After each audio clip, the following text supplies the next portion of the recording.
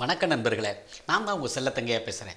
தினம் ஒரு குட்டி கதைகளோடு உங்களை சந்திக்கிறதுல ரொம்ப சந்தோஷமாக இருக்குது. இன்றைக்கி என்ன குட்டி கதைன்னு பார்த்தீங்கன்னா, ஒரு கிராமத்தில் எல்லாரும் நல்லா இருக்கணும், நானும் நல்லா இருக்கணும் அப்படின்னு நினைக்கக்கூடிய ஒரு நல்லவன். யார் எக்கேடு கெட்டு போனால் நமக்கு என்ன, நம்ம நல்லா இருந்தால் போதும் அப்படின்னு நினச்சா கூட பரவாயில்லைங்க.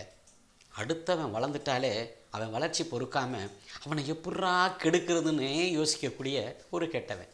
இப்படி இந்த நல்லவனும் கெட்டவனும் பக்கத்து வீட்டில் கூடியிருந்தாங்க. இந்த நல்லவன் ஒரு ஓலை குடிசையில் வாழ்ந்தான், இந்த கெட்டவன் மாடி வீட்டில் வாழ்ந்தான். ஒரு நாள் இந்த நல்லவனோட கனவில் கடவுள் வந்து ஒரு குறிப்பிட்ட இடத்த காட்டி, அந்த இடத்துல புதையல் இருக்குது, நீ போய் எடுத்துக்க அப்படின்னு சொல்கிற மாதிரி ஒரு கனவு அவனுக்கு வந்துச்சு.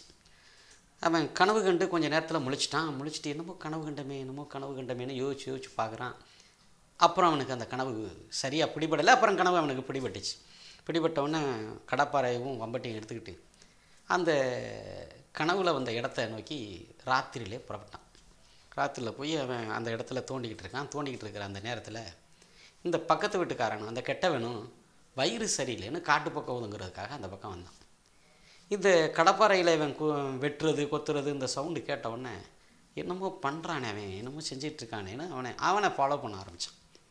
அப்போது இந்த நல்லவன் அப்படியே எல்லாத்தையுமே தோண்டி எடுத்து பார்த்தா புதையல் ஒரு அண்டா நிறையா தங்க காசுங்க. அந்த அண்டா நிறையா தங்க காசாக இருந்துச்சு.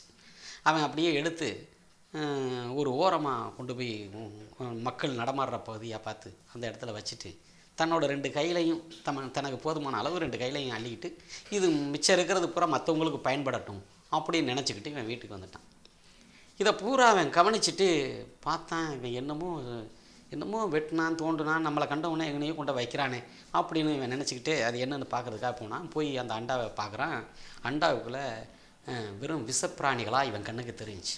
அதில் பூரான், தேள், பாம்பு இப்படி நச்சு பிராணிகளாக விஷப்பிராணிகளாக அதில் தெரிஞ்சிச்சு. இவன் உடனே பாடுறான், இவன் நம்மளை கொல்றதுக்காக இவன் என்ன வேலை பார்த்துருக்கான் பாரு ஏன் அப்படின்னு இவன் இந்த கெட்டவன் முடிவு பண்ணிவிட்டு உடனே கஷ்டப்பட்டு அந்த அண்டாவை தூக்கிக்கிட்டு அவன் வீட்டு தான் கூரை வீடாச்சே, கூரை வீட்டில் போய் ஏணி மரத்தை வச்சு ஏறி அந்த கூரையை பொத்துக்கிட்டு எல்லாத்தையும் கொட்டினான். அவனை கடித்து சாகடிக்கட்டும், எல்லா விஷப்பிராணிகளும் அவனை கடித்து சாகடிக்கட்டும், என்னைய கொல்ல பார்க்குற அப்படின்னு எல்லாத்தையும் கொட்டினான். அங்கே கொட்டும்போது பார்த்திங்கன்னா மறுபடி எல்லாமே தங்க காசா மாதிரி அப்படியே கொட்ட ஆரம்பிச்சிச்சு. இதை கொடுக்கணும்னு சாமி நினச்சா கூரையை பொத்துக்கிட்டு கொடுக்கணும்னு சாமி நினச்சா கூரையை பொத்துக்கிட்டு கொடுக்கும்னு சொல்லுவாங்களே, அது இந்த கதை தாங்க. இப்படி தான் என் ஃப்ரெண்டுக்கிட்ட என்னோடய நண்பன்கிட்ட இந்த மாதிரி இந்த கதையை சொன்னேன். அவன் என்னென்னா எப்படா நமக்கு கூரையை பொத்துக்கிட்டு கிடைக்கும்னு கூரையே பார்த்துக்கிட்டு இருந்தானா. அப்படியெல்லாம் நம்ம இருக்கக்கூடாது. அதாவது என்னென்னு பார்த்தீங்கன்னா, கொடுக்கணும்னு சாமி நினச்சா தானே நமக்கு கூரையை பொத்துக்கிட்டு கொடுக்கும்னு சொல்லியிருக்காங்க. அப்படி சாமி நினைக்கணும்னா முதல்ல நம்ம நல்லதாக நினைக்கணும்.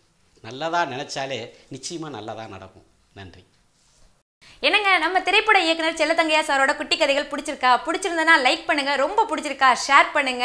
தொடர்ந்து இதே மாதிரி குட்டி கதைகள் கேட்கணும் அப்படின்னு ஆசைப்பட்டீங்கன்னா சப்ஸ்கிரைப் பண்ணுங்க.